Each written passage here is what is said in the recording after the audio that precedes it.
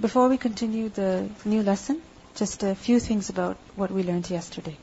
So if you could open up ayah number 35 of Surah An-Nur. Bismillahir Rahmanir Rahim. Allahu nuru samawati wal ard. What does this mean? What's the meaning of the statement? That first of all, nur meaning light, which is his sifa, which is his attribute, and secondly that he is munawwir, one that enlightens. So when we understand the meaning of nur with regards to Allah subhanahu wa ta'ala as nur, what does it mean? That it is one of his sifat, it is one of his attributes. And there are many evidences that can be found in the Quran and Sunnah which prove that Allah subhanahu wa ta'ala is nur. For example, we learn from a hadith that Ibn Abbas radhiyallahu anhu, he said that when the Prophet sallallahu alaihi wasallam used to get up during the night to pray, he would say, Allahumma lakal hamdu anta qayyimus samawati wal ardi wa man fihinna, wa lakal hamdu anta nurus samawati wal ardi wa man fihinna. So we see that in several statements, in several adhkar, we see nur as a description of Allah subhanahu wa ta'ala. Similarly, we learn that Allah subhanahu wa ta'ala, hijabuhu nur. His veil is of light. And we have learned earlier in Surah Al-A'raf, ayah 143, that when Musa alayhi salam, he expressed his desire to see Allah subhanahu wa ta'ala, what happened? Allah subhanahu wa ta'ala told him that you cannot see me, you can never see me. And then what happened? فَلَمَّا تَجَلَّى رَبُّهُ لِلْجَبَلِ جَعَلَهُ دَكَّا وَخَرَّ مُوسَى صَعِقًا. But when his Lord appeared to the mountain, meaning he shone some of his light onto the mountain, the mountain could not withstand some of the light of Allah subhanahu wa ta'ala. So what do we see? That nur is one of the attributes of Allah subhanahu wa ta'ala. Similarly, when the Prophet sallallahu alaihi wasallam went for Mi'raj, when he went for the ascension up to the heavens, he did not see Allah subhanahu wa ta'ala. Because it was said that huwa nur, that Allah is nur, anna urahu, how can I see him? So there are many, many evidences which support that Allah subhanahu wa ta'ala sifa, his attribute, is of nur. So Allah is nur himself, but as for his nur, we cannot describe it. Remember, there are many, many attributes of Allah which we know they exist in the sense that he has them. However, we cannot go on describing them. We cannot describe the kayfiyya, the kayf. How is it? Because لا تدركه الأبصار وهو يدرك الأبصار. Vision cannot perceive him. None of the eyes of people, they cannot perceive him. And something that you cannot see, something that you cannot visualize, how can you imagine it? How can you describe it? So, first of all, we understand nur to be one of his attributes. And secondly, when we learn that Allah is the nur of the heavens and the earth, what does it mean? That he is the munawwir. He is the one who guides. He is the one who enlightens. He is the one who instructs. He is the one who functions, who runs everything that is in the heavens and the earth. It's because of him that everything is there. It's because of him that everything is doing what it is doing. Because he is the hadi, he is the guide. He is the one who enlightens every creature that is within the heavens and the earth. And amongst those creatures is also who? Human beings. So basically, the nur of Allah is his hidayah. It is his guidance. Whether it is guidance that is kept in the fitrah of the creatures, or it is guidance that Allah subhanahu wa ta'ala sends through his messengers. So, his nur is his hidayah. And in this ayah, the example that is given of his nur is the example of his hidayah. The example of his guidance. Because remember that the guidance that Allah subhanahu wa ta'ala gives to people is of two types. Right? One is instruction as to what to do, irshad. And the other is tawfiq. That to be able to implement, to be able to accept. So this example illustrates what happens to the believer when he accepts the guidance that Allah subhanahu wa ta'ala has sent. When he gets tawfiq. That because of the tawfiq, what happens? There is a lamp in his chest. And that lamp is of iman. So مَثَلُ نُورِهِ كَمِشْكَاتٍ فِيهَا مِصْبَاحٍ. So misbah, what does it refer to? The heart, the iman. And this misbah is fi zujaja, and this zujaja, what does it refer to? The company, the knowledge, the surroundings, the environment that protect the iman of a person, and they also increase it further. Because remember that your company, your environment affects your faith. It affects your iman. If you surround yourself with the Quran and Sunnah, with those people who learn the deen, who practice the deen, then obviously what's going to happen? It's going to have a positive effect on you.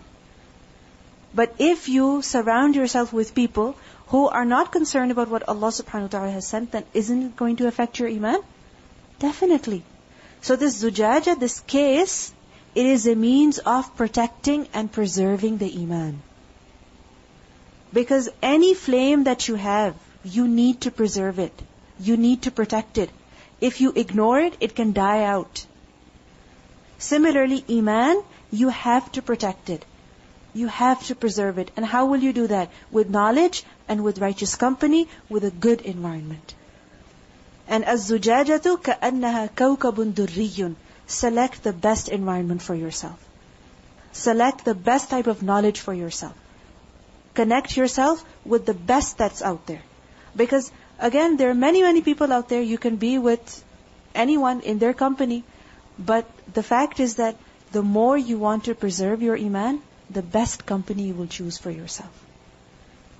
Because many times it happens. I've seen many people who come, who study the Quran, but because they don't stay in the right company, whatever they have learned, it extinguishes, it reduces, it dies out. Why? Because they have not protected themselves. Any gift that you have, anything that you feel is very precious, what do? Don't you look after it? Don't you care for it? You do so many things to protect things that you like. For example, I'm sometimes amazed at how if people get like a phone or something and it comes with a plastic cover, people will not remove it from the screen for many days until it eventually comes off itself. Why? Because the screen is so precious. Similarly, if there's a remote control, people will constantly cover it with saran wrap. Why? So it doesn't get dirty. Anything that is precious to you, anything that you feel is valuable, what will you do? You will preserve it. You will protect it. You will not neglect it. Your iman, the faith that has been ignited in your heart, it's extremely precious. And you must strive to preserve it. Because if you ignore it and you say, oh, it will be fine by itself. No, it will not be fine by itself. You have to preserve it. You have to be active. So, az-zujajatu ka'annaha kawkabun durriyun. It's up to you what kind of a glass case you choose for yourself. You could choose a glass case that's very dirty, that's very clouded. You could choose a glass case that's crystal clear, that's clean. It's your choice.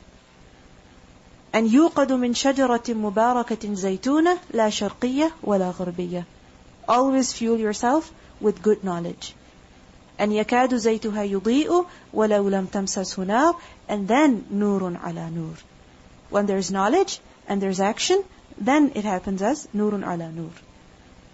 And يَهْدِ اللَّهُ لِنُورِهِ مَنْ يَشَاءُ وَيَضْرِبُ اللَّهُ الْأَمْثَالَ لِلنَّاسِ وَاللَّهُ بِكُلِّ شَيْءٍ عَلِيمٌ. If you notice the statement, يَهْدِ اللَّهُ لِنُورِهِ مَنْ يَشَاءُ. Allah guides whomsoever He wills. This is just like the statement that مَنْ يَهْدِهِ اللَّهُ فَلَا مُضِلَّ لَهُ. The one whom Allah guides, none can misguide. وَمَنْ يُضْلِلْهُ فَلَا هَادِيَ لَهُ. And the one whom Allah has allowed to go astray, then no one can guide him. And if you look at the following ayah, that فِي بُيُوتٍ أَذِنَ اللَّهُ أَن تُرْفَعَ وَيُذْكَرَ فِيهَا اسْمُهُ يُسَبِّحُ لَهُ فِيهَا بِالْغُدُوِّ وَالْآصَالِ. Which houses are these? It refers to mainly masajid.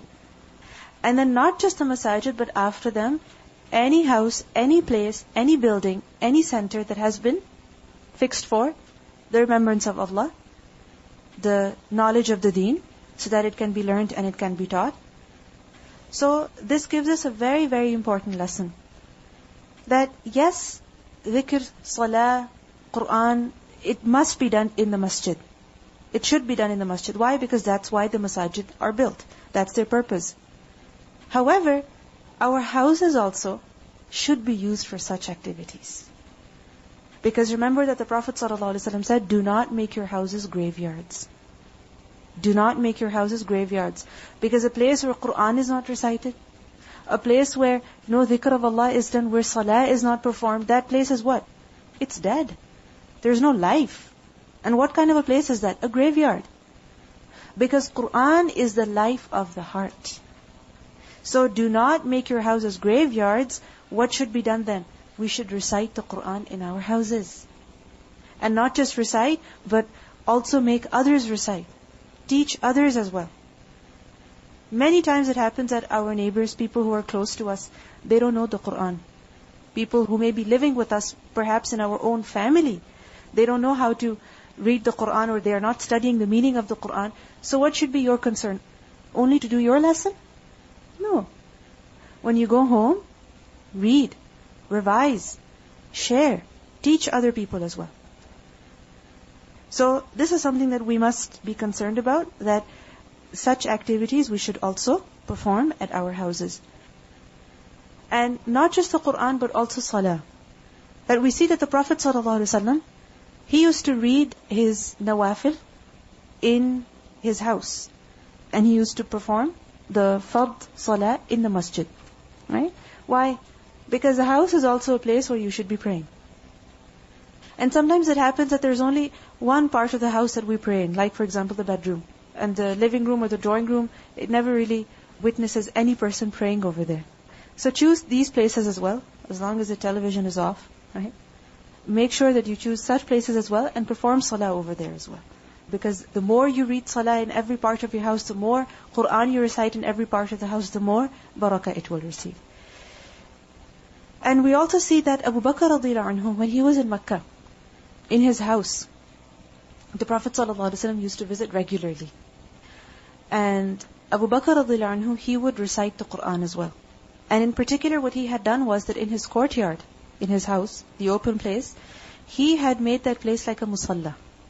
In the sense that he would perform salah over there and he would recite Qur'an. And obviously, nafal salah, he would recite Qur'an out loud. And he would weep a lot when he would recite the Qur'an. And the women of the neighbors, the children of the neighbors, the servants of the neighbors, they would be so impressed by that recitation that they would come and they would just start looking at him, and they'd be so affected by that recitation. So look at the way that he did da'wah. It wasn't that he went and spoke to people. What did he do? By his own actions, by his own recitation. Sometimes we're too embarrassed to open up the mushaf, to open up the Qur'an somewhere. But you will notice that many times, when you open up your juz, for example, to do your lesson, out in the public, people are curious. Isn't it so?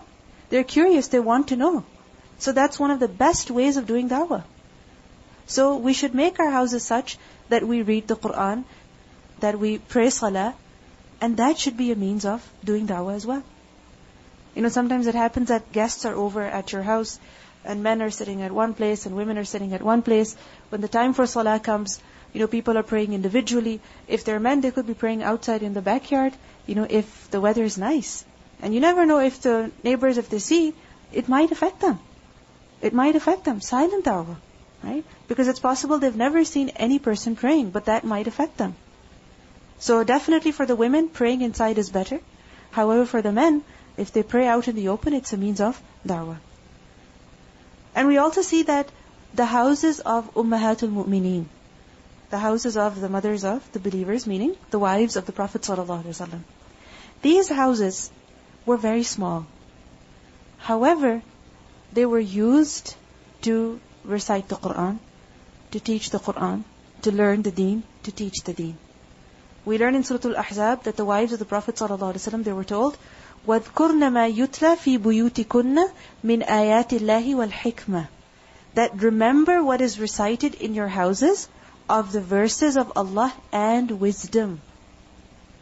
That whatever is recited in your houses of the ayat of Allah and al-hikmah. What does the ayat of Allah refer to? The Qur'an. And hikmah? The sunnah, the statements of the Prophet ﷺ, his teachings. So the wives of the Prophet ﷺ were told that you should remember them. You should learn them. And we see that during the life of the Prophet ﷺ, the Sahabiyat, they would do that. Like for example, we learn that Juwayriyah, radiallahu anha, she was once after Fajr, she was just sitting and doing dhikr, right?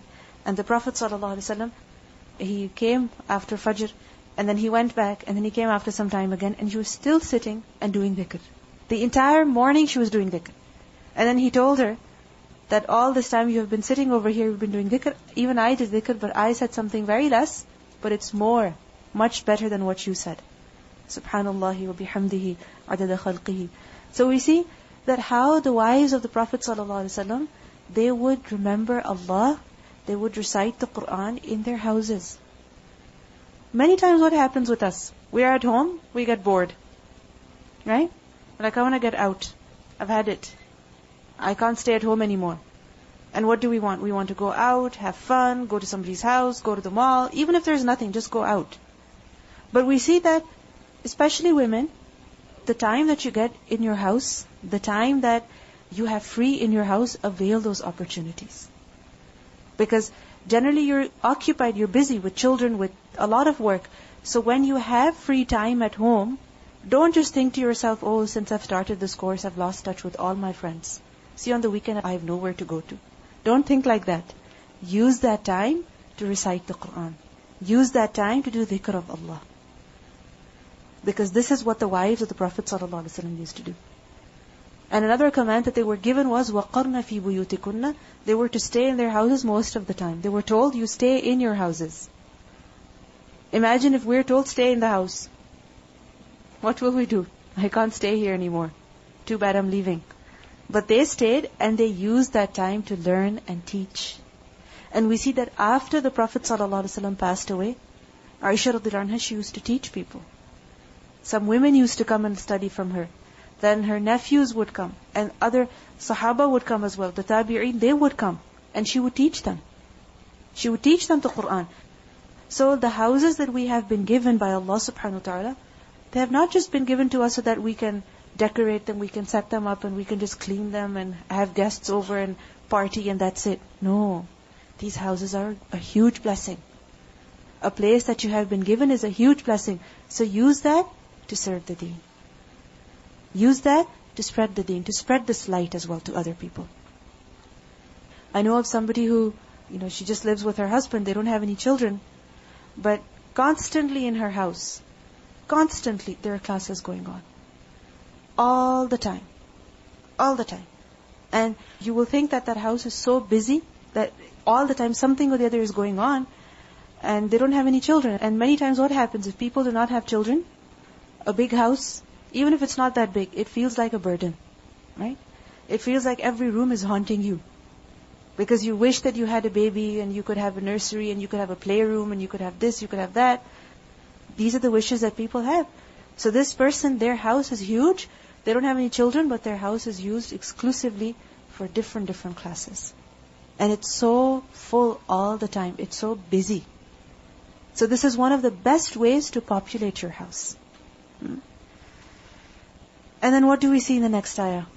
That رِجَالٌ لَا تُلْهِيهِمْ تِجَارَةٌ وَلَا بَيْعٌ عَنْ ذِكْرِ اللَّهِ وَإِقَامِ الصَّلَاةِ وَإِيتَاءِ الزَّكَاةِ. Why? Because يَخَافُونَ يَوْمًا تَتَقَلَّبُ فِيهِ الْقُلُوبُ وَالْأَبْصَارُ.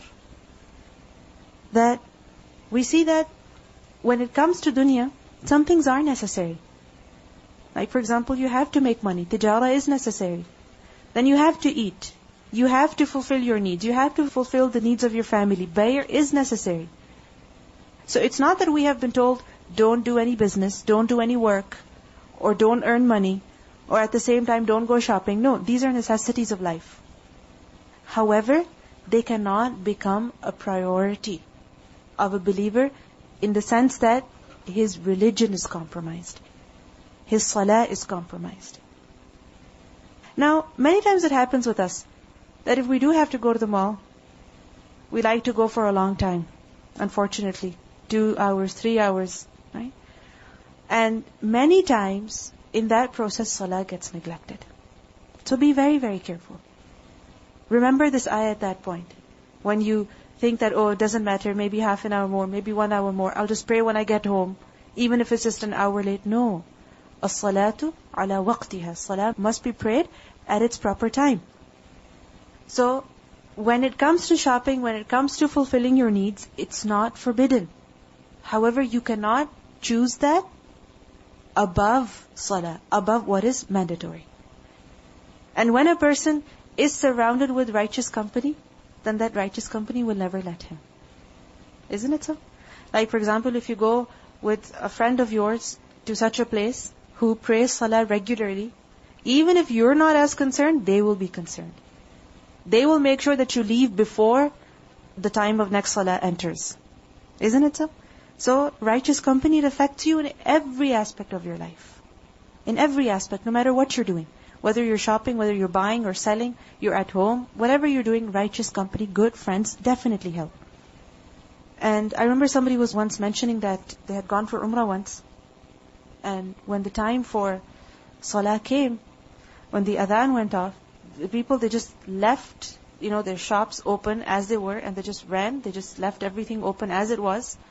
And she said that literally there were gold shops, like gold jewelry. And yes, there were people who were appointed as guards over there. However, the shopkeepers, many of them, they were like, no, that's it. Time for Salah has come, we have to go. And somebody else was mentioning once that in Riyadh or in Jeddah, I believe, and they were about to leave, they were about to catch their flight. It was just a few moments left. But before they were going, they said, let me just buy some stuff. And as they were buying, the adhan went off. And they had everything on the counter. They were about to give the money, but the man said, sorry, I have to go. I have to go. And she's like, no, I'm leaving. Just take this money from me. Let me just go. He's like, no, I have to go. And he left. Just imagine money is coming to you right there. But still you're leaving. Why? Because salah is more important. And when a person is so committed to his deen, then Allah provides rizq from where you cannot even imagine. From where you cannot even imagine. Because many times what happens? We delay thinking, okay, 1 minute, doesn't matter, I'll catch 3 rak'ah. Maybe I'll catch the last rak'ah. It's not that big of a deal if I miss 1 rak'ah only. But the fact is that the more priority you give to something, the more benefit you get out of it. لِيَجْزِيَهُمُ اللَّهُ أَحْسَنَ مَا عَمِلُوا. These are their ahsan deeds.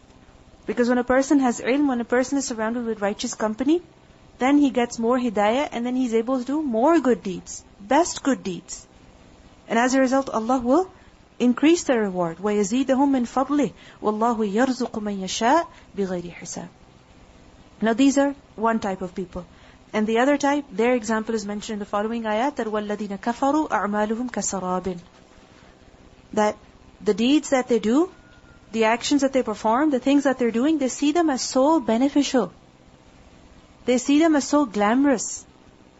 But in reality, whatever deeds they're doing are what? Sarab, a mirage. There's no reality to them. There's no benefit to them. No benefit at all. Just like a mirage of water, if it's a huge pool, you approach it, you go to it, will you find even 1 glass of water there? No. Can you just wet your hands at least? No. No benefit whatsoever. So there are many people who are working, who are living, who are studying, who are doing one thing after the other. But what is their ultimate end? If they're not doing it with the hereafter in mind, if they're not doing what Allah has said, what Allah has prescribed, then what will they receive in the hereafter? Nothing. Nothing at all. Just like a person who reaches the sarab, he finds no water. Nothing at all. And unfortunately, it's not just the Muslims, because in particular over here, الَّذِينَ كَفَرُوا have been mentioned. But there are many amongst Muslims as well who are living their lives aimlessly. Aimlessly. If you ask someone, especially many girls, why are you going to school? Why are you going to university? My parents want me to. Well, do you intend to work afterwards? No. Do you intend to pursue this career afterwards? No. My parents just want me to study. My parents just want me to go to university. I remember somebody mentioning to me once that I'm going to university only until I get married. Only until I get married. That's why I'm going to school. I was very shocked. I was like, so much time, so much money, so much effort is being put just so that until you get married, and after that you're not going to do anything with this? Anything with what you've learned? Is your life that cheap? Is your money that cheap? Is your time that cheap? It's not. This life that Allah has given to us, it's very valuable. So we should be very, very careful about everything that we do. Because many times we don't think consciously. We just do what everybody is doing. Everybody goes to school, everybody goes to college, everybody goes to university. I'm also going. Why? I don't know. Sarab. Mirage. You put in all that effort, you go all the way there, and at the end you find nothing. You find no benefit. Neither in the dunya, nor in the akhirah. But unfortunately, all that time has been spent, and once that time has been spent, you cannot get that time back. وَوَجَدَ اللَّهَ عِنْدَهُ فَوَفَّاهُ حِسَابَهُ وَاللَّهُ سَرِيعُ الْحِسَابِ أَوْ كَظُلُمَاتٍ فِي بَحْرٍ لُجِّيٍّ. Another example, that their example is like that of darknesses. Many darknesses in a deep sea. A deep sea that is of fathomless depth. You cannot even comprehend how deep it is.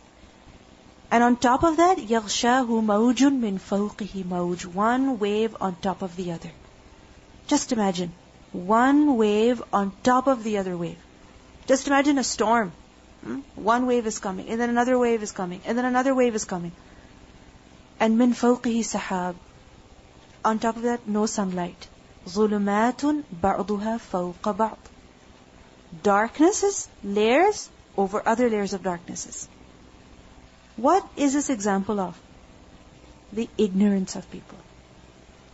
That how those people who do not have the akhirah in mind, those people who do not pay attention to the commands that Allah subhanahu wa ta'ala has sent, who don't learn the deen, who are immersed in their pleasures, in their desires, they become so lost, they are so ignorant, that to the point that if إِذَا أَخْرَجَ يَدَهُ لَمْ يَكَدْ يَرَاهَا. They're so lost, they're so ignorant that even he cannot see his hand. If you think about it, your hand, if you take it out, it's the closest possible thing to you. Isn't it so? It's the closest possible thing to you. But if it's so dark that you cannot even see your hand, it's so dark that you cannot even see your hand, you cannot even see yourself. What does it show? The extreme ignorance that a person is in. That he is even neglecting himself. He does not even care for himself. He does not even identify himself. He does not even know himself. It's like you show a mirror to someone, and you ask them, who is this person in the mirror? And they say, I don't know. Who is that? How would you think of this person? That they're crazy. They don't even know themselves. They don't even know themselves. They don't even identify themselves. So this is what happens when a person is immersed in ignorance. That he does not even have self-awareness. He does not even have self-consciousness. That who am I? What is my purpose? What is my goal in life? What am I here for? Whose slave am I? Where am I headed to? No idea. These basic questions in life, they never occur to them. Never ever. Because they are so engrossed in fulfilling their desires, so deep in ignorance, so deep in fulfilling their pleasures, that there is no self-awareness even. Why am I here? Where am I headed to? What's my purpose in life? They just think, eat, drink, be merry, tomorrow we die, and that's it. This is the reality of those people to whom Allah has not given guidance to. وَمَنْ لَمْ يَجْعَلِ اللَّهُ لَهُ نُورًا فَمَا لَهُ مِن نُور. And you will notice that sometimes when people want to fulfill their desires, they want to make more money, for example, what happens? They neglect their health. Isn't it so? They neglect their families. They neglect everything. Why? Just so that they can make more money. Just so that they can get to a higher level. Just so that they can reach a particular standard. This is all they want. But in that process, they even forget themselves. They even forget who they are. This is the kind of ignorance and heedlessness that is being mentioned. So we see two contrasts over here. One is of a person who is enlightened. His heart is enlightened. His life is enlightened. His surroundings are enlightened. There's self-awareness. This sense of purpose in life. There is this accountability of everything that he does in life. Everything is purposeful. Everything is done for a reason. Nothing is a waste of life. And on the other hand, a person doesn't know why he's living, what he's doing, for what purpose. He's just fulfilling one desire after the other. One is the person whom Allah has guided, and the other is a person who is ignorant of the guidance that Allah has sent. So in these ayat, we all need to reflect, we all need to analyze ourselves. And if you think of it, just a basic thing, that whatever I am doing, why am I doing it? Why am I doing it? If I want something, why do I want it? If I want to study something, if I want a particular degree, if I want a particular job, why? Is it just to gain some recognition? Or is it for a greater purpose? Because the life that we have been given is very precious. And we need to use it wisely. We'll listen to the recitation of these ayat and then we'll continue. الله نور السماوات والأرض مثل نوره كمشكاة فيها مصباح المصباح في زجاجة الزجاجة كأنها كوكب دري يوقد من شجرة مباركة زيتونة لا شرقية ولا غربية يكاد زيتها يضيء ولو لم تمسسه نار نور على نور نور على نور يهدي الله لنوره من يشاء ويضرب الله الأمثال للناس والله بكل شيء عليم. I was thinking about this ayah, رِجَالٌ لَا تُلْهِيهِمْ تِجَارَةٌ وَلَا بَيْعٌ عَنْ ذِكْرِ اللَّهِ. So many times it happens that we get so busy, we get so occupied, that we even neglect our morning and evening adhkar. Isn't it? عَنْ ذِكْرِ اللَّهِ. Reciting the Qur'an, doing our lesson, perhaps doing some istighfar. So we need to remind ourselves constantly. Put this ayah up somewhere, maybe in your kitchen, so that when you're busy cooking one thing after the other, remind yourself, رِجَالٌ لَا تُلْهِيهِمْ تِجَارَةٌ وَلَا بَيْعٌ عَنْ ذِكْرِ اللَّهِ. Put it in your car, on your phone, so that we don't get distracted, so that we're reminded of our purpose. When a person learns and he starts implementing at the same time, then what happens? It becomes nur ala nur. It becomes easy. He begins to enjoy it. It becomes a part of his life. It becomes a part of his daily routine. And then what happens? Because of that, he gives priority to what he has learned. And then لا تلهيهم تجارة ولا بيع عن ذكر الله. He knows his priorities. He's fixed on them. But on the other hand, if a person does not implement, he keeps on delaying. He keeps on thinking later, later, later. Then what happens? It becomes heavy. It becomes like a burden. ظُلُمَاتٍ بَعْضُهَا فَوْقَ بَعْضٍ. That it becomes like such a huge burden for a person that he's unable to do anything then. We have to remember that anything that you're doing, many times it happens that we start doing good things, but we take it as a routine thing.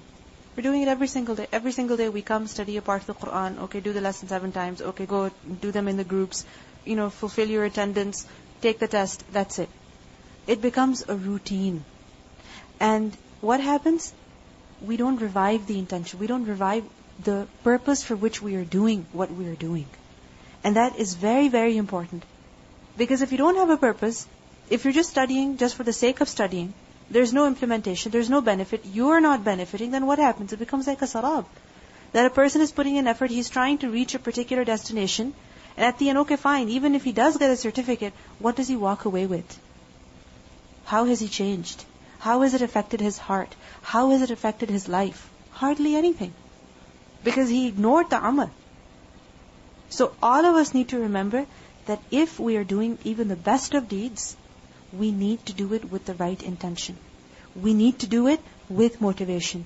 We need to do it with amal. That whatever we learn, we implement it. Because if we don't, then the apparently good deeds can also become a burden for us. Because remember that Qur'an is either hujjah for you or against you. We also learned that إِذَا أَخْرَجَ يَدَهُ لَمْ يَكَدْ يَرَاهَا. That there is no self-awareness, that a person does not even see his own mistakes. He does not even see his own faults. He does not even see his own errors. He thinks he's right and everybody else is wrong. That he does not need to improve. He does not need to change. He's perfectly fine. This is why? Because of being in darknesses.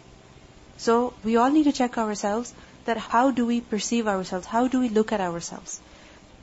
Do we consider ourselves to be right all the time, never having any mistakes, never needing to improve? Or do we consider ourselves to be human beings who need improvement, who need to learn more, who need to revise more, who need to implement more? So, when a person has self-awareness, then what happens? He critically analyzes everything in his personality, in his actions, in his day. That, okay, I had 24 hours, what did I achieve? What did I get out of this time? What did I get out of this day? He will critically analyze himself. He will not say, oh, forget it, I'm too tired. No. He will analyze himself because he has a purpose in life. Because he knows that there is a day that is coming up ahead. يَوْمًا تَتَقَلَّبُ فِيهِ الْقُلُوبُ وَالْأَبْصَارُ. So he wishes to prepare for that day. We'll listen to the recitation of these ayat. سبحانك اللهم وبحمدك نشهد أن لا إله إلا أنت نستغفرك ونتوب إليك. السلام عليكم ورحمة الله وبركاته.